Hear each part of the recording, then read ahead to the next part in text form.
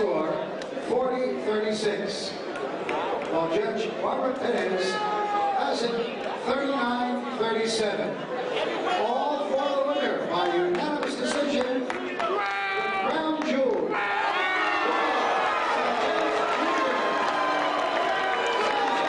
You know it's AB, always balling, always boarding, a lot of bills. You know what's going on, man. You know, shout out to Crown Jewels Boxing, man. You know, my people. You know, they get it in over there, straight up. Lamar Peterson giving a shout out to CrownJewelBoxing.com. What's good, YouTube? Crown Jewel from Crown Jewel Boxing with my first gem of 2023. Happy New Year to all y'all out there. First and foremost, I don't know, I wanted to come on and pay homage to my family.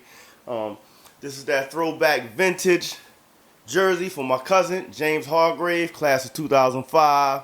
First team All Big East linebacker at UConn. Love you, cuz. You know what I mean? I'm still repping. And this is actually game worn hat. He didn't get to give me this hat. I kind of confiscated it from him. Took it off his head when he came out the tunnel. But with that being said, I got a not so happy topic to speak about today. Concerning Gervonta Tank Davis. We all know the legal troubles he's been dealing with as of late. You know, I've chronicled on previous videos how it's played out from when he was accused, charged, and then per his the mother of his child vindicated when she said that she had lied and he hadn't harmed her, and she was embarrassed that it had got to the extent it got. I got a real problem with ESPN, and this is brewing for a long time now, and a lot of people aren't saying anything about it. They're supposed to be the leader, worldwide leader in sports. If it's going to be worldwide, it's supposed to encompass everybody. But the love is kind of singular. And they based right here in the United States. African Americans are Americans.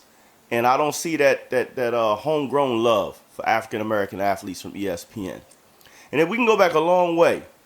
But they're pushing a narrative right now that is troubling to me. And even though, you know, an eyewitness that was there said the police report was inaccurate, the actual supposed alleged victim in the case has said that, you know, the reports were false and she wasn't harmed.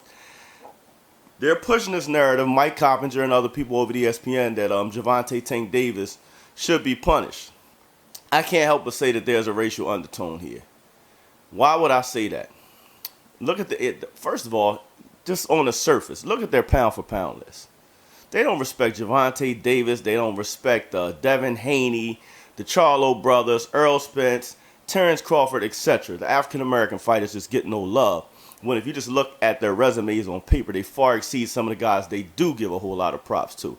So that's one glaring thing. If you want to talk about legal things, and some people say, well, a lot of people are just sensitive when it comes to women and women's rights and, you know, whether a woman is violated or harmed in their opinion. That's false again. Because I don't know if you guys have that good of a memory, but I can think back to a quarterback for the Pittsburgh Steelers named Ben Roethlisberger. And if I can remember correctly, there was like at least 3 incidents where females accused him of rape. He was accused of rape. And a couple dollars was spent and those allegations went away. And I don't understand the legalities of what happened because I wasn't present, just like I wasn't present for this Gervonta Tank Davis situation. But I do know that those accusations were made, just like this domestic violence accusation was made against Gervonta Davis. An accusation alone was enough to try, convict, and want to punish Gervonta Tank Davis, according to ESPN. But much more violent and vicious allegations were made against a Caucasian quarterback named Ben Roethlisberger. And I didn't see you guys spew that same venom. It was also evident when former quarterback for the Atlanta Falcons and the Philadelphia Eagles, Michael Vick, got convicted, rightfully so, of inhumane things that he'd done with pit bulls. I don't, agree with dog fighting, and I don't think that, what he did or what he confessed to, was found guilty of, was right. But I damn sure don't think you can compare it to a woman being raped. And again, when the legal troubles came for Michael Vick, ESPN had no problem persecuting him. I never seen that same venom. I never seen that same venom for Ben Roethlisberger. Deflategate, Tom Brady. That's criminal. They were deflating balls, breaking the rules knowingly. They were filming other people's practices and signs. We never seen that same venom spewed for Tom Brady. But every time a young African-American athlete falls short, gets himself in some type of trouble, here they are, ready to crucify him in front of the world. ESPN. African Americans are the top tier athletes. Without African Americans, you have no television network. Look at your sports. Look at your top rated shows. You stop covering African Americans, you have no network. You have none. At some point you have to stop being biased and start to respect these athletes. Even the talent you hire. Even some of our own. Stephen A. Smith is used. He's a lapdog. He's used to persecute African American athletes on media. This has to stop. And to all, not just African Americans, minorities, period. Put your foot down. We run the world of athletics. Stop allowing ESPN to push a narrative that we're these second-class citizens, that we're heathens, that we're thugs, and try to discard us or trash us as soon as we make a mistake when they make their living off of what we do, off of our talents, off of showcasing our talents. At some point, we got to put our foot down and say, no. No, ESPN. There is no you without us. And if you don't respect us, we're not going to deal with you. It's simple.